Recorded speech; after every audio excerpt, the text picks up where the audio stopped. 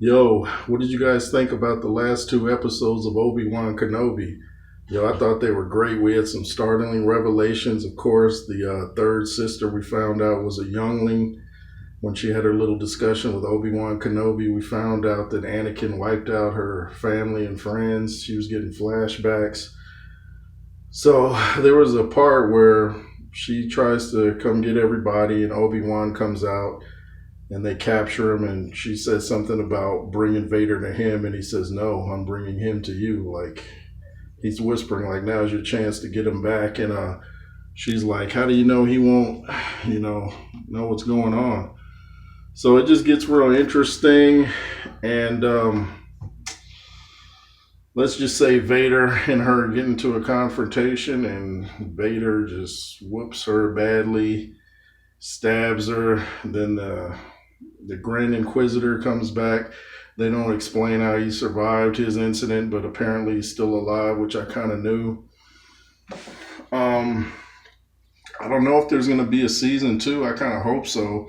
But we get an epic battle between Obi-Wan and Vader. And I thought it was pretty cool how Obi-Wan slashed Vader's helmet.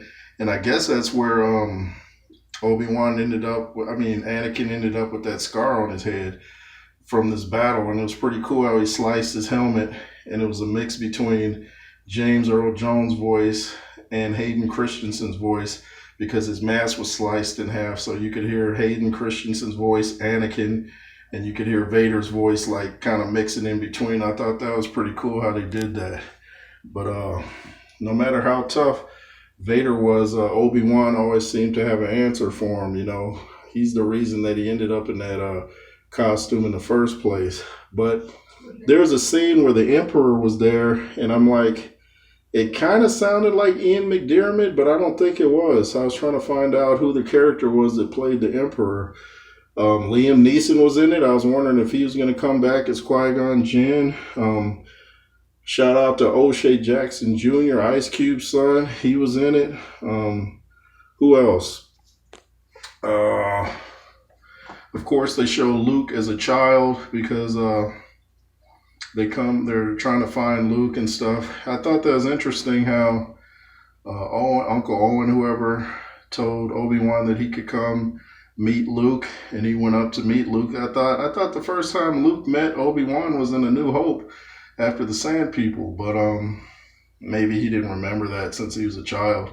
But I just thought it was a pretty great series that, it kept a good pace. I think the slowest episode might have been the very first episode, but I thought it was very good, and I think they should definitely do a season two.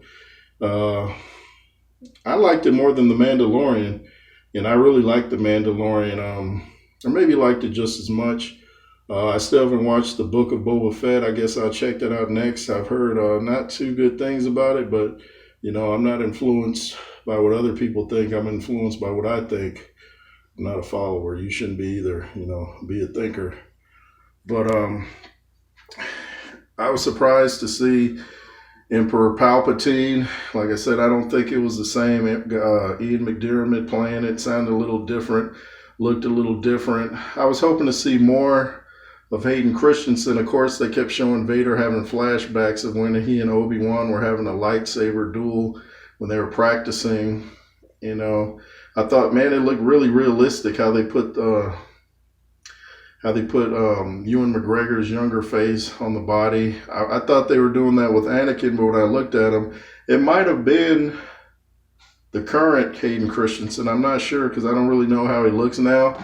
But I thought it looks really realistic how they can just put a face over someone and, make it look realistic. I thought those flashbacks were cool. I thought it was great. Whoever they got to play, sorry, I don't know her name, the little girl that played Princess Leia, and she did a great job. And I like how different characters would say words. I'm forgetting some of the phrases, but they would say some of the cliche-ish terms that are words or sentences that our old characters would use in past Star Wars movies that kind of blends and meshes it all together.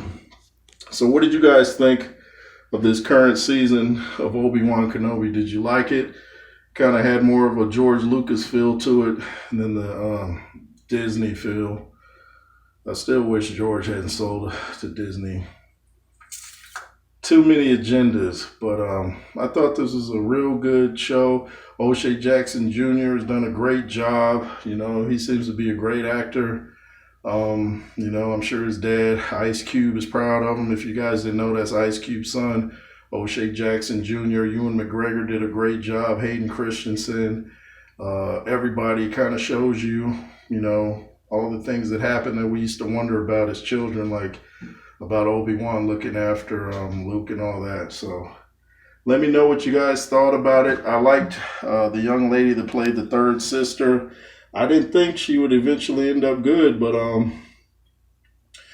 she was trying to get Vader back for, you know, what he did to her family and friends when she was a youngling. So I thought it was pretty good. So hopefully Disney doesn't ruin any more Star Wars movies or anything else like that.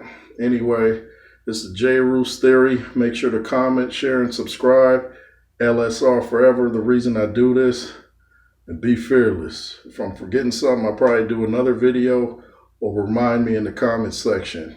Yay to the yay.